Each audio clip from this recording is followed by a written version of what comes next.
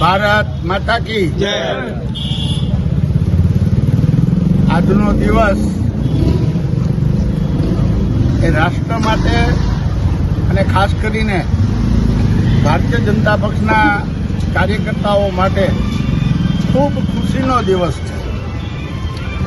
હું યાદ અપાવી દઉં, 1964ની અંદર પ્રથમવાર દિલ્હી નગર નિગમ હતું ત્યારે એ સમયે જનસંઘે દિલ્હીની અંદર પ્રવેશ કર્યો હતો અને એ જ સાલ મુરબ્બી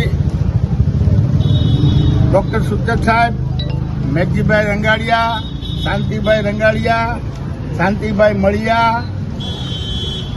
એ બધાએ બગસરા શહેર સુધરાઈની અંદર જનસંઘના નામે પ્રવેશ કર્યો હતો। એ આ બગસરા છે અને જ્યારે આજે વર્ષો પછી છેલ્લા 27 વર્ષના વનવાસ બાદ એક એવી ખોટી વ્યક્તિ કે જેણે અત્યાર સુધીમાં માત્ર દિલ્હીની જનતાને આંબલી બતાવીને જે ભયંકર ભ્રષ્ટાચાર કર્યો એવા કેજરીવાલની આજે વિદાય થઈ છે।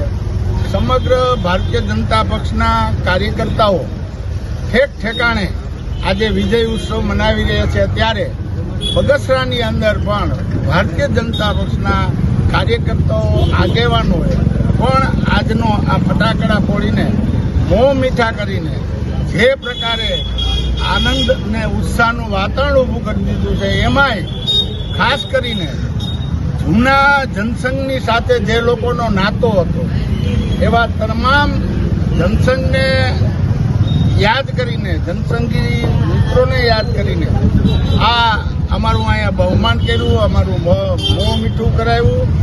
એ બદલ જે મૂળ બગસરાની રાષ્ટ્રભાવના છે એને ઉજાગર કરવા માટે થઈને ફરીને આ તમામ યુવાનોને મારા હૃદયપૂર્વકના અભિનંદન। ભારત માતા કી જય।